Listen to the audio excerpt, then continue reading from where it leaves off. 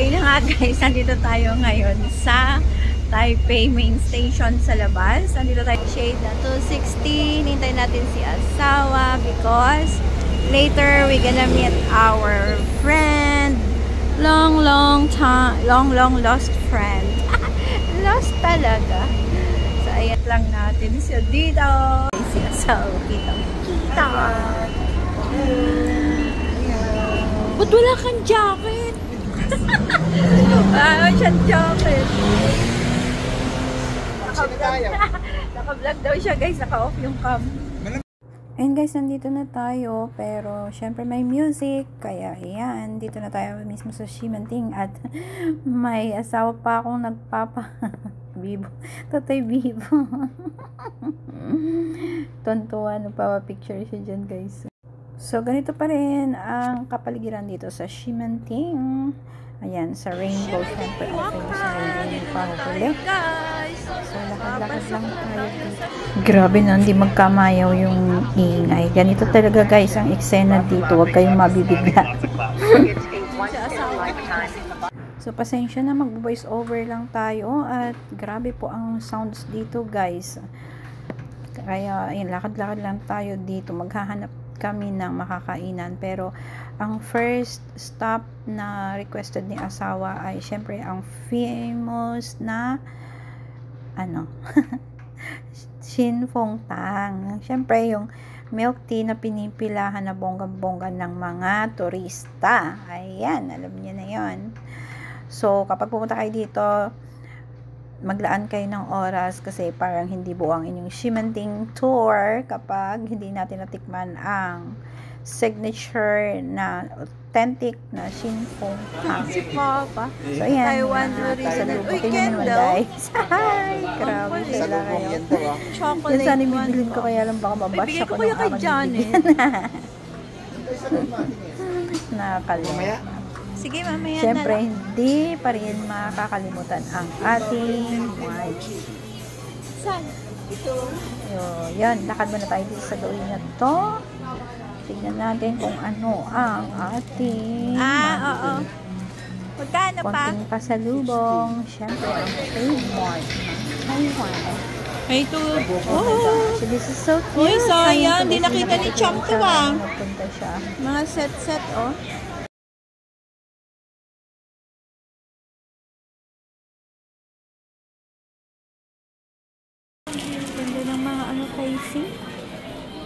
Ay, this one is cute.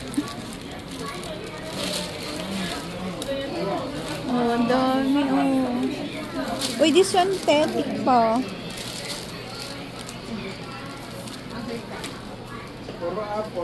Dami. Gusto ko yung This one? brown. Oh. And this one Pepsi or lining. Oh. Okay. Hindi kompleto ang Ximanding pag wala ang very pila-pila ng look. Very pila-pila, no? Ayan, ang ating Shin Phong Tang. Ayan guys, yung first pila ni asawa is para sa amin. Tapos bumalik din siya agad kasi binilhan niya si Janet. Ayan sa harap yung ang Pop Mart. Diba ang cute? Ay nako, mga naghihintay ng mga collections nila, nakapila na dyan. And balikan natin si Papa dito sa side na to. Malapit na siya. So pakita ko muna sa inyo paano ginagawa ang Shin Phong Tang, ang kanilang pearl guys. Oh my god, bonggang-bongga. Hindi talaga tinipid yan guys, promise, I swear.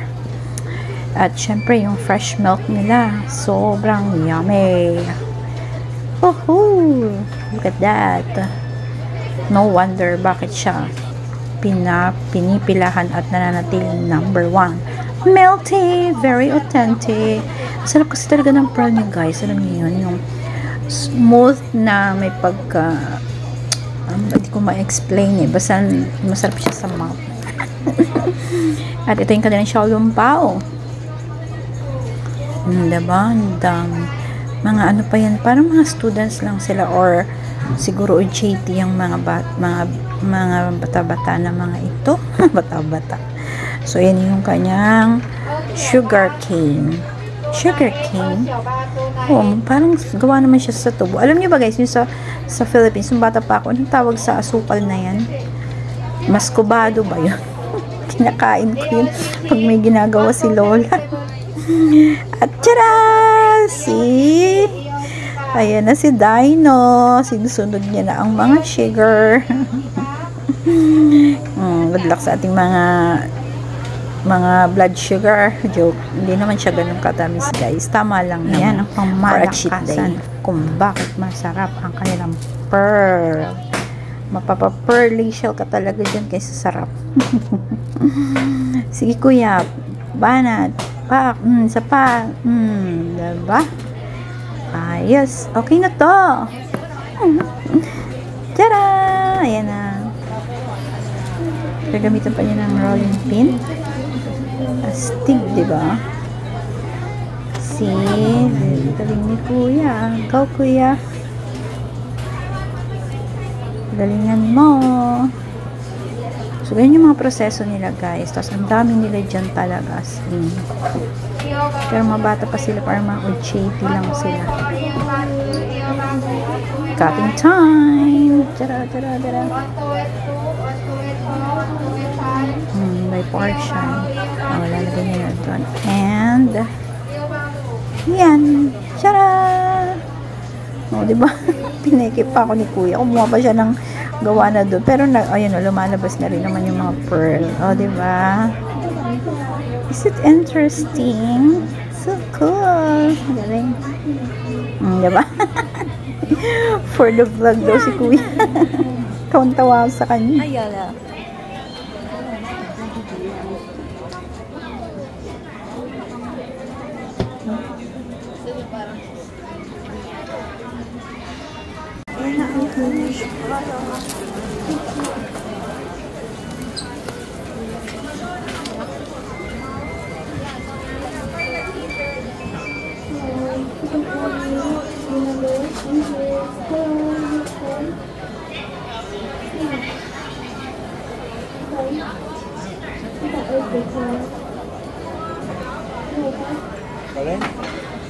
Diba? Binalik-balikan ko talaga yung pangmalakasang palo ni kuya. Go, kuya, go. Pak!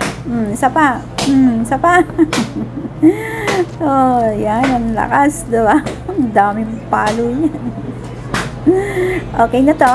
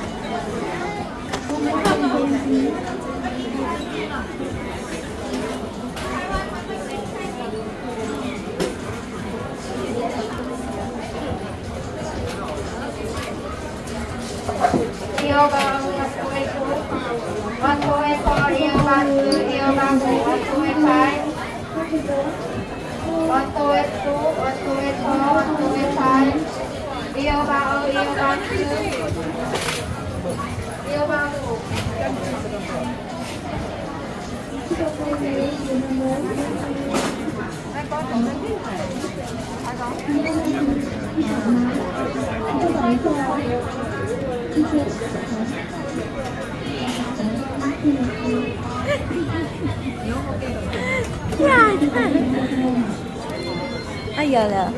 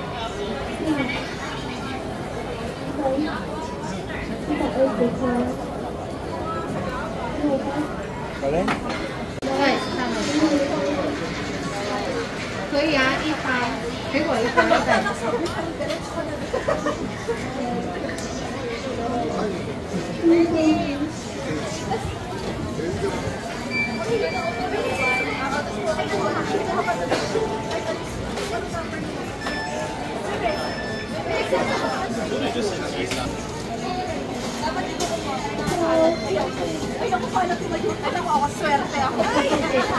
Ako yung kumuha pala sa akin.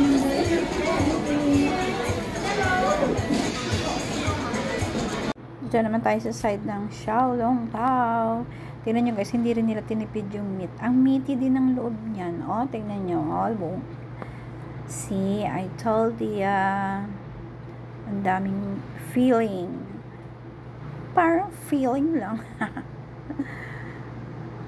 Tapos binalikan natin dito. Kasi yun lang naman din ang paulit-ulit nilang ginagawa dyan guys. But wala. Gusto ko lang talaga siyang i-video ng bongga-bongga. Kasi aliw na aliw ako sa ginagawa nila. At I know, marami talagang nako-curious, diba, dyan sa Shin Fong Tang.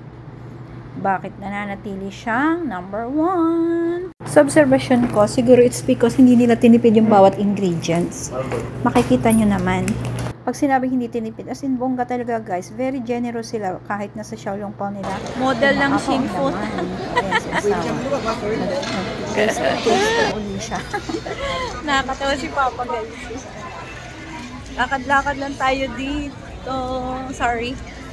Siyempre, shout out sa Papa.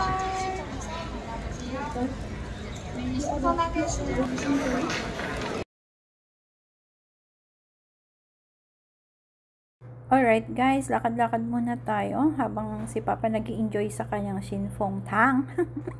At since maaga pa naman, wala pa yung ating hinihintay na friend, yung ating imi-meet up dito. So, yeah, let's walk around. Buti dito sa side na to guys, hindi ganun karami ang tao. Medyo maluwag pa. Kaya, let's go! Dito na tayo sa Hotel Riverview, Taipei. Mataas to guys. Pero dito na tayo sa baba. Waiting our friend.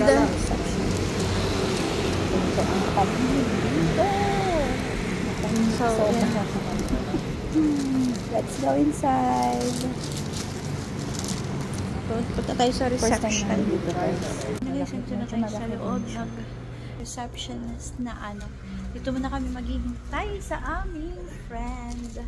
Si asawa may mga baon. Anong baon mo pa? Mayroon tayong baon na takot. Nag-check-in na tayo. Oh my gosh. Dito namin. Ano guys, may chandelier si Mayor.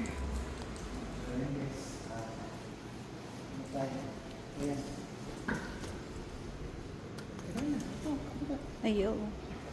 Let's go. Ito tayo na side.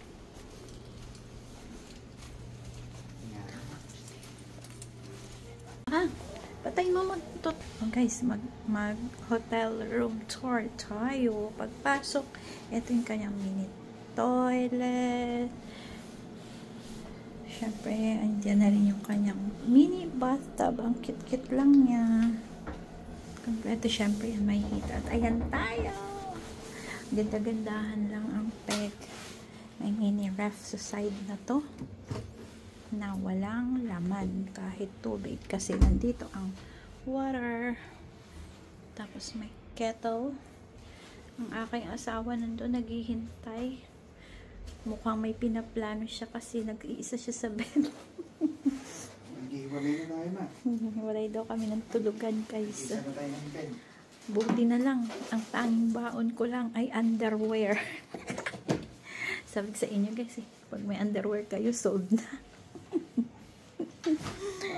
Si Papa, maaga daw kami mag-check out.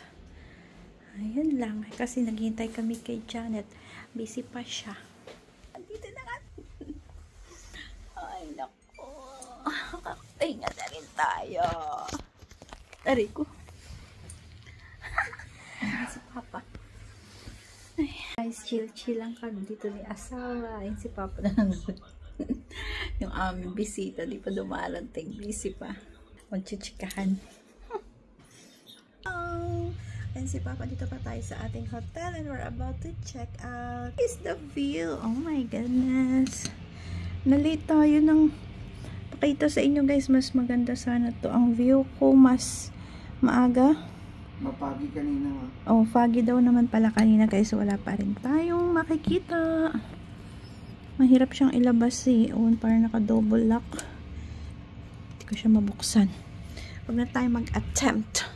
Kasi tayo nasa 7th floor. Si Papa nagre-ready na. Naka-ready na siya. Actually, ako na lang magsasapatos. So, ito yung bibigay natin kay Janet. Busy siya ngayon. Kahapon pa. And, actually, the whole trip is busy sila. So, yung gift, iwan na lang natin sa lobby. And, yeah, no problem. Ganun talaga. It is what it is. Buhay OF. Yeah, so ganun talaga. It is what it is. Mahalaga, nandito nag-effort tayo. Sana mapanood mo to, Janet, no? But no worries. Ganun talaga.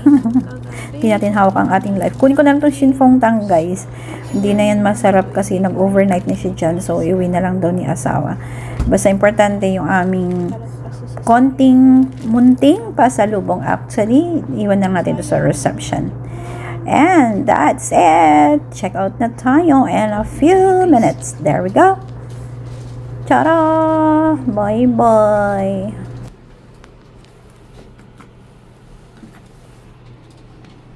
So, dito na tayo sa lobby. Good morning. May sound sila, guys. Kaya, eto, nag-voice over na naman tayo. Ang ganda ng chandelier, pang malakasan. Pero, yeah, ang early namin mag-check out. I expected ng reception, sabi niya sa amin last night is 12, before 12 nun, I think. Pero, ngayon, ang aga pa namin sobra.